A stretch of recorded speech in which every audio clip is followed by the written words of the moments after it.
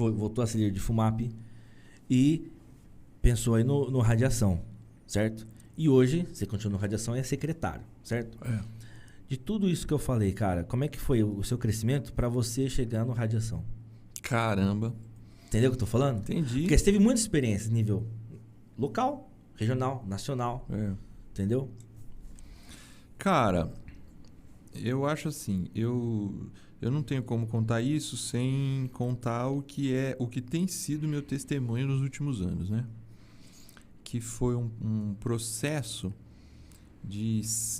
eu acho que a geração Metanoia é o último momento que eu entro do ponto de vista assim, cara, vamos fazer que eu ainda tô naquela pegada de líder de jovem em formação. Uhum. Então, eu acho que o ponto da geração Metanoia é o ponto assim, pronto. Chegou a hora de pegar tudo isso que Deus veio construindo e atuar. E a gente atuou com uma equipe que eu acho que nunca mais... Geralmente a gente encontra umas equipes assim que são... Marcantes. E essa é muito marcante. É Leonardo, Pablo, Marco Murta, eu... Ô, Marco Murta, você ficou amigão aí, não foi? Marco Murta eu não conhecia, cara. A primeira reunião com o Marco Murta era lance de Skype ainda começando e ele caindo toda hora. E quando ele sobe na reunião, eu falo assim, pô, esse cara é enrolado, hein? Meu primeiro contato com o Marco Murta é falando mal dele. Falando, pô, cara enrolado. Até hoje a gente zoou disso, que ele fala, pô, aquele dia você falou isso de mim e tal. Eu falo, mas eu acho até hoje que você é enrolado. Mas a gente é muito amigo. Eu e o Marco, realmente, de todos, eu acho que foi com quem eu fiquei mais amigo, assim. Mas eu sou do Junião até hoje, do Pablo, tá morando fora do país. E você e o Junião, vocês fizeram a trajetória juntos, né? De Rumap, Fumap, tudo.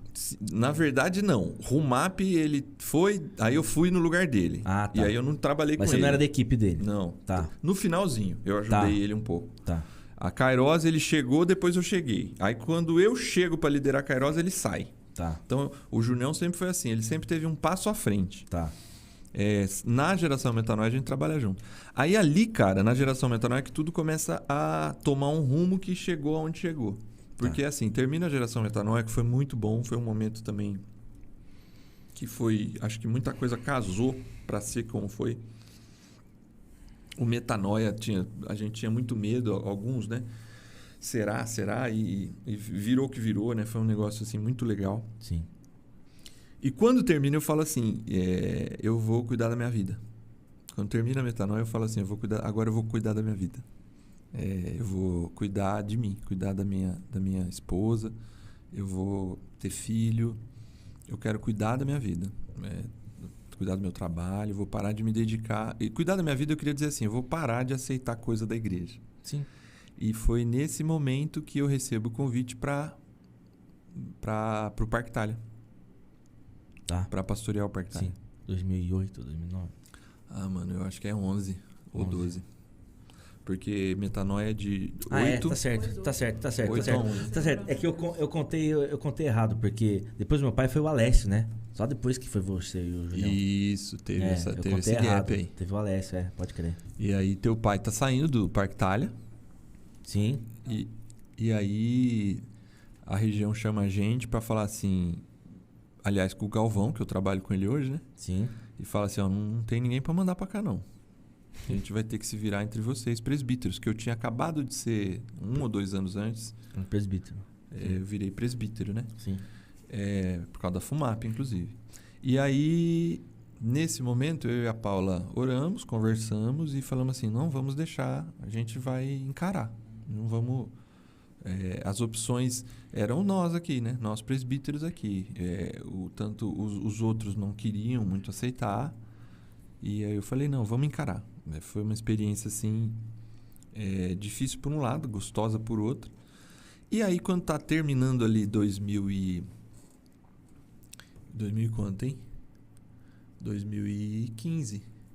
Começo de 2015, eu viro pra Paula e falo, Paula, final do ano a gente entrega a igreja e a gente vai cuidar da nossa vida. De novo, foi a mesma fala, entendeu? Uhum. Nesse momento, o que está acontecendo? Os caras da diretoria geral vêm em casa e falam, você não quer pegar a FUMAP? Eu falei, não. Aí eles assustaram, né? não, mas a gente precisa, tal, pá. Eu falei, não, cara, eu não quero mais, eu preciso cuidar da minha vida. Aí um deles fala assim pra mim, ó, faz o seguinte, tudo bem, mas a gente pede pra você orar até tal dia. E eu falei, tá bom, eu vou orar. E aí aquelas coisas que a gente fala com Deus, e Deus é muito bem-humorado, né? Fala com Deus, não, fala pros outros, né? Colocando Deus na história, né? E eu falei assim, só que é o seguinte, eu vou orar, mas Deus não tem que falar comigo, Deus tem que falar com a minha esposa. Não sei se eu falei zoando, foi assim, sabe? O que eu quis dizer é assim, cara, ou eu e ela entramos junto em qualquer coisa ou eu não entro. Sim. E aí, beleza, cara, fomos, vida que segue. Eu já tinha decidido entregar o Parque Itália no começo do ano, começo de 2015 a gente entrega o Parque Itália. Final do ano a gente entrega o Parque Itália. Junho, julho... Tá, 2015 você decide com a Paula, assim... Deixar o Parque Itália. É o último ano nosso. Último ano nosso. Tá. E aí é o ano que a gente está sentindo que finalmente chegou num ponto que a igreja estava me entendendo e eu entendendo a igreja. Por quê? Pro Parque Itália, eu também sou o júnior, né, cara? Não tem aquela pegada... Eu cresci aqui, né? Eu cresço aqui, eu sou o garoto, né? Então tem todo um processo. Mas assim... Sabe um ano bom? 2015? Falei, caramba, cara, entenderam e eu entendi e a gente tá se dando bem a igreja, né? Então era o melhor ano, mas assim, a decisão estava tomada. Eu vou parar. E aí a gente viajou pro Rio de Janeiro. Eu lembro que eu preguei num evento lá. E nesse evento foi muito legal, muita coisa assim, alongaria demais se eu fosse explicar. Foi legal, tal, pá. E a gente volta para Campinas no carro, os dois indo no carro na Dutra. Os dois dirigindo, os dois dirigindo não dá certo. 4 mãos no volante. E voltando na Dutra, cara, de boa, e eu quieto e ela quieta, né? E eu querendo, sabe assim, alguma coisa estava me incomodando para falar, e aí, Paula, o que você acha? Vamos continuar no Parque Itália? Será que eu tô errado de parar? Ou vamos aceitar o convite para FUMAP? E eu falei, cara, eu prometi para mim mesmo que eu não ia. E eu não vou forçar a minha esposa a falar disso. E ela quieta também, né? Eu e a Paula, tem uma coisa que a gente gosta muito, é viajar junto. A gente fala assim um pro outro que a gente é muito boa companhia de viagem um pro outro, porque a gente ama viajar junto. Seja em turma, mas sozinho a gente se diverte muito, eu e ela sozinho. E sabe aquela viagem silenciosa? Tipo assim, os dois querem falar, mas não querem dar o pontapé. E eu não lembro exatamente quem começou a conversa, mas a Paula virou e falou assim pra mim, Júnior, Deus falou comigo. E eu também não lembro se essa coisa de... Eu falei, se Deus falar com você... Não teve esse papo com a Paula. Só foi assim, os caras vieram aqui, eu disse não, tal. Eu falei, como assim Deus falou com você? E aí ela foi me contando a experiência que ela teve naquele culto, depois da pregação. Ela orou.